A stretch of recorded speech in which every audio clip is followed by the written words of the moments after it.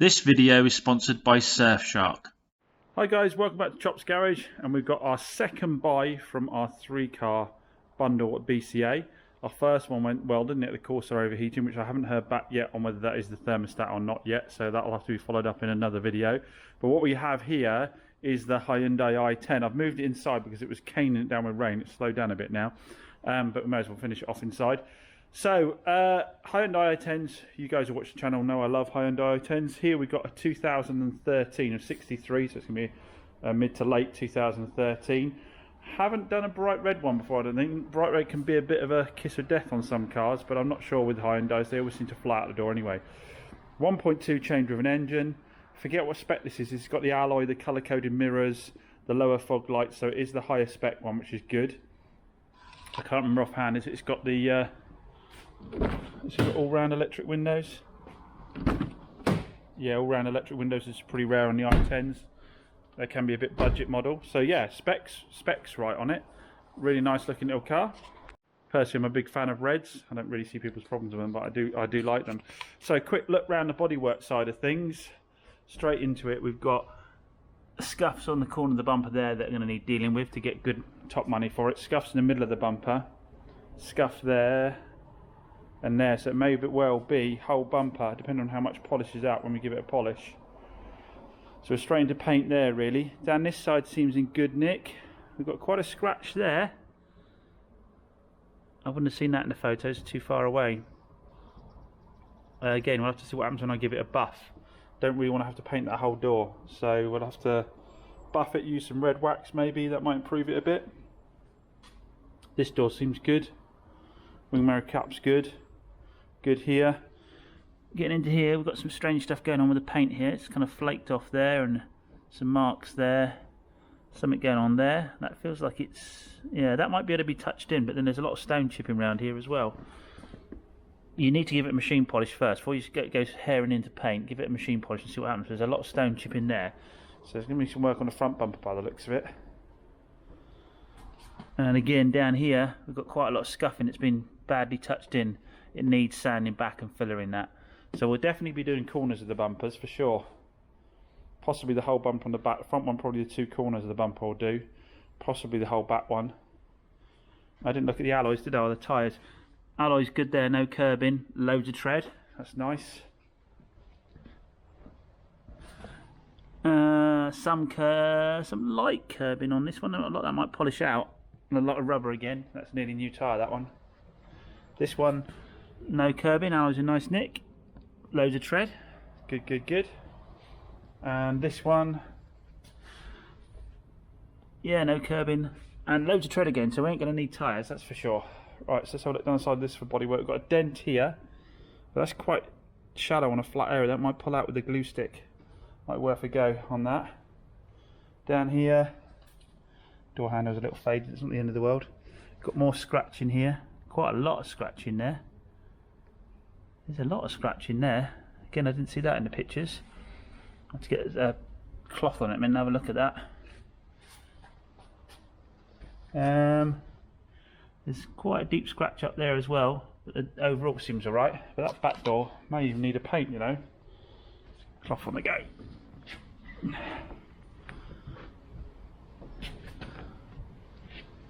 Have a closer look. There's quite a lot of scratching there and it's deep. I can get my nail in it, that. Get my nail in there. I don't know if it's going to be able to be touched in. Sometimes you can touch it in and run a razor blade over the top to flatten it down and flatten polish it afterwards and you get a good finish on it. But that says something, I think. That says me, I think. Oh my goodness, we've got vandal damage on this. Hold on a sec, let's get a dryer cloth. But before we go and take another look at that, I do need to hop on the computer quickly and order another part because the Chevy Spark's thrown up another problem. The lady says that she has to hold the door handle up slightly every now and then for the central locking to work. And it takes some fiddling around. So it's not happening all the time. I think she said once out of 5 times or something it happens. But she has to faff around holding the handle up and doing the button on and off to make it lock. And that means that sometimes she's worried she's leaving it unlocked and she'd like it sorted. So I booked her in with Stuart down at Alfa Ragazzi because he's got a Chevy Spark down there as well. Pete's got one in. And I thought with the two cars side by side, they'd be able to quickly identify what the problem was. He's just messaged me and says that he thinks that the micro switch in the door locking unit is gone. So I need to hop on and find one of those. It looks like I'll be busting out the debit card again to buy parts for warranty claims. But you can be sure when I'm online using my debit card, I use today's sponsor, Surfshark. Surfshark provides you with a virtual private network, a VPN. This VPN provides a secure internet connection that protects you and your data while online.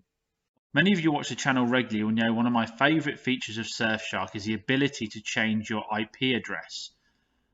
Why is that a benefit? Well, it allows you to change the location of your internet connection, meaning that you can fool streaming services like Netflix into thinking you're in a different country. This gives you access to content that's not normally available to you. Let me show you an example. We'll look for Mrs. Chops' favourite movie, Shawshank Redemption. If we do a quick search for that, we'll find it's not available to us because that movie is not available in the UK on Netflix. So all I do is go up here and click on my Surfshark connection, scroll down, and we'll change our connection to show that we are actually in the US. There we go. Simple as a click. Now, for all intents and purposes, as far as Netflix is concerned, we are in the US. So if we do that same search for Shawshank Redemption by just hitting the refresh page there, you'll see now the movie is available to us. So Mrs. Chops can sit back and watch her favourite movie, and that keeps me happy too. Then, in order to switch back to a UK connection, I simply click up here again, scroll down to UK, hit the button, and we're back to having a UK IP address. And again, the movie now disappears from being available to us. Surfshark are offering Chops Garage subscribers a fantastic special offer of 83% off and 3 extra months free. To take advantage of this special offer, please use the link in the description down below and enter the promo code CHOPS. But I haven't got time to be watching movies now. We need to get back and have a look at that Hyundai i10 and work out what's going on with all that scratching. I dried it off a bit. That is a very deep scratch there. Deep scratch there. Oh, here we go. You are dead, D-E-D, pay me. You're dead, pay me. Hellfire. I did not see that in the pictures. It looks like this may have been owned by an English teacher with a disgruntled student who clearly had poor service from them. You're dead. You are D-E-D, pay me. Yeah. English teacher with a disgruntled student, no doubt. Oh crap, what are we going to do with that? We're going to have to paint that. That's too deep to touch in. We're going to have to do that whole panel. That's my first, what do they call it? Yeah, it's my first vandalism car, isn't it, that one? I don't know why it started with a, looks like a Y there. Oh goodness me. Luckily it doesn't seem to go into this door apart from that scratch up there, so we can just get away with painting that door, but we're probably going to have to blend into this one and this one, which means there's quite a lot of paint to be done on this. Oh James, why did you not pay more attention to the pictures? In my defence, from back here you probably wouldn't have seen it. I don't remember if they actually, God, that really is quite deep. You run your hand over it. I don't remember them putting a picture up, or if they did put a picture up I just saw scratches, but oh, there we go. So the outside of the car needs work. It's going to need quite a lot of body work on it. Let's have a little look at the interior and see where we are with that. So inside, the seats are in good nick.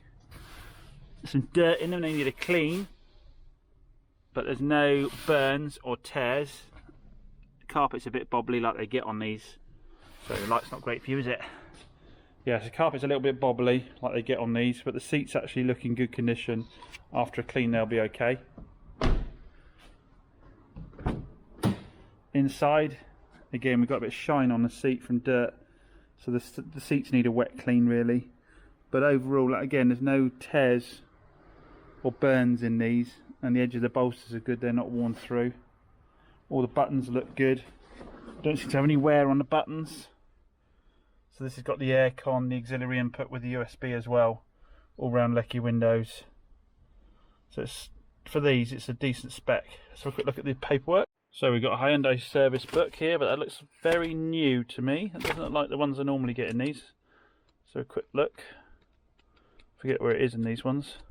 Maintenance record at 3,000 miles and 8,000 miles. Why is there 3 stamps on each one? Oh, vehicle health check, scheduled service, and the supply. I think that's all we've got in there, guys. I think that's all we've got. There must be more history to this car somewhere.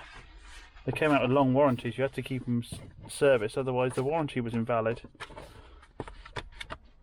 Well, it doesn't tell you the year of those either.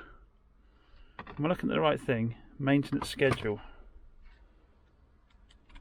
I'll have to get hold of Hyundai and see if there's any more detail. See how many owners it's had. So it's only had one former keeper, so there's going to be some history kicking around somewhere. I'll have to see, I'll do a bit of investigation work on it. So it's only one former keeper, so 2 owner car on 2013, which is nice. I remind myself the mileage a second. Mileage 68,161, so good mileage. We're well under that magic 100k mark. We know these are tough little blighters. Before we start, we'll have a little look underneath the engine bay and just double check the fluids again. I haven't done that before I moved it in here, so we need to have a quick look. Right, so if that service history is right, this oil should be absolutely black. Otherwise, it's been done in between. It is fairly black, but not the kind of black you'd expect after years and years, and it's certainly not as thick as you'd expect after years and years. So I suspect there's been some services in between, but these will take some serious abuse, these little cars. So that's at the right level. Coolant on these again is up here, isn't it? Oh, I need to get a light on that. I can't quite see. They're always really dirty and it's really hard to see the coolant level. So looking at the way it is at the moment, I'd say it's been serviced in between, but could have been a couple of years since it was last serviced. So obviously full service is first thing to go. Let's have a little listen to what the engine sounds like. Now with these, we know that they're pretty tough. The only thing they tend to do is get a little bit more tappety on the top end. They get a sort of a hollowy little knocky on the top end, but I've never known it actually be a problem. They last forever like that. At 68, I wouldn't necessarily expect to hear that. Let's have a quick listen. Right, so let's give it a little start up.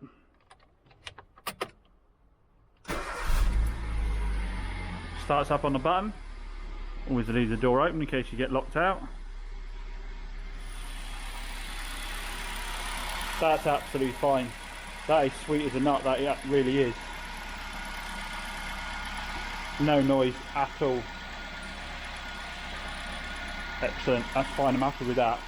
As you know from the channel, I've heard enough of these to know the score, and that is a really, really good one. I think what we can do is we can pop the air filter and have a little look at the air filter and see what condition that's like. This is what we love about i10s. We don't have to spend an hour and a half taking bolts off to get to the air filter. We can just whip it off. Remind myself, and it's just hinged on the bottom there, isn't it? That's not actually that bad. That's not actually that bad. That air filter doesn't look massively. I'd say it's a couple of years since it's had a service, I'd have said. Because it's fairly low miles, so it's never going to got a lot in that. So yeah, I'd say probably a couple of years since it's had a service, so we'll give it a good service. Well, the next thing to do is take our vandalised car for a little run and see what we think of it in terms of drive. So here we go in the little i10. As I say, I've driven so many of these now. I should know if there's any problems with it fairly early on. Clutch is nice. They can get a bit stiff on these because the blower's on a bit, because they're cable and they tend to seize up in the cable a little bit. So that can make the clutch a little bit stiff. Wipers might need, wipers need a change. But this clutch is nice. There's no stiffness in it at all. Nice and smooth. It's about midway. So that's nice. Gearbox is good, change is lovely, no problem at all with that. Yeah, that's all good. No pulling or knocking from the suspension. Right, so it's on straight. Yes, it's straight, there's no problem. Yeah. say, no knocking from the suspension at all. Brakes, good, no juddering through the pedal. This drives really nicely, guys. Just like all the i10s. A little bit noisy, a little bit road noise, a bit tin boxy, but they pick up and go really nicely because they're so light. And the 1.2's got plenty of pep in it.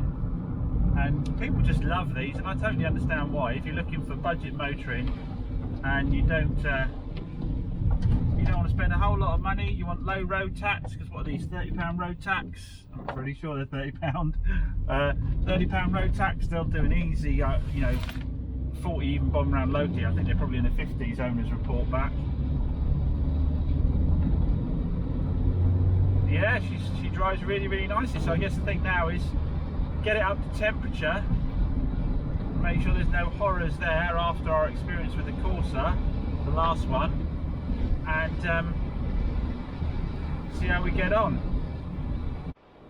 So we've been driving for a bit now and everything seems good. Shut that down a second. Yeah, we've been driving for a while now, everything seems really good. We're not steaming up, so the rubbers are good. There's no warning lights on the dashboard. Everything seems to be working really as it should. So what's the plan with this one then? Well, looks like, touch wood, we'll go back and do a scan in a bit and just double check there aren't any codes lingering around, but it looks like mechanically it's sound. We've got good rubber all round, so you know, MOT shouldn't be too much like hard work, and there's no knocks and bangs on suspension, so I hope we don't need anything there. So it's really a case of tightening up the paint, isn't it? We'll have to get that comment in the rear door sorted, corners of the bumpers, so we're going to drop quite a lot of money in paint. I'd have thought we're going to be, if I don't do it myself, I won't do the door, it's too big a panel and it'll need blending in either side. We could be looking at the best part of maybe £400 on paint, so we need a really light MOT, a really light MOT. It may well be, like I say, I do the corners of the bumper myself and have David do the door, depending on whether we go for the whole bumper or not.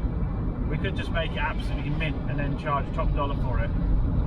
So that's the game plan. We'll go back, we'll scan it for codes, we'll get it to MOT'd. I think I'll get it MOT'd straight away, and then I will, depending on how much the MOT costs, depends on how much paint work we do, how much paint, how much we get David to do and how much I do. But as you know, I'm flat out busy at the moment, so to get it ready quickest it may well be Davey. So if the MOT comes in light, tell Davey to do all the paint, just get it done, get it ready, get it out the door. Yeah, I mean with BCA, as a general rule of thumb, what I say is that the ugly cars tend to be the better cars, if that makes sense, because the mint ones are hiding bigger faults. Like that Corsa's pretty much mint, isn't it? But it's hiding a big fault. If something's really ugly, dinged and dented all over, a lot of dealers won't touch it because of that cost of paint. So they tend to be the better buyers at BCA. You want to buy the ugly cars. Like I say, the minters, if they haven't got a very detailed mechanical report, are normally hiding something quite costly. Stop recording. Look at this, I just noticed it's reversing the car into a spot. Someone's been obviously clearly using it for garden tip runs or stuff like that, or getting furniture around, because it has got marks all over the headliner, so I'll be scrubbing that down. Right, let's get the code reader and have a look at. So we're all plugged in. Let's see how we get on with codes. Right, so health report in progress. 44% done. And we'll have a look at what the results of that are. Well, that seems to be giving me the all clear. Nothing there at all. It all seems to be a happy bunny. So perhaps it is just an ugly car. So yeah, unless something's going to take a little while going back round again, but I think that does pick up if there's any sort of stored codes as well. So yeah, it's a case of tidy up the door, tidy up the bumpers, get it MOT'd. We'll get it MOT'd first, tidy up the doors, tidy up the bumpers, and then bung her up for sale. I think 2013, 68,000 miles with all that paintwork done with a brand new MOT in it. I think I'll be asking 3,995 for it. Yeah, 3,995 I think is about right. Oh yeah, and we'll obviously give it a good old service. And then it'll make a cracking little car for someone. Just needs an almighty good clean in here as well. Clean all the seats and stuff. So, as always guys, thanks for watching, massively appreciated. Please remember to support those companies that support Chops Garage by taking a look at that Surfshark offer down below. And I want to take this opportunity to thank Surfshark for being a continued sponsor of Chops Garage. Thanks again guys, see you again soon. Just a quick reminder to get that special offer from Surfshark. Use the promo code CHOPS in the link in the description down below and get 83% off and 3 months extra free. Please do support those companies supporting Chops Garage. See you again soon.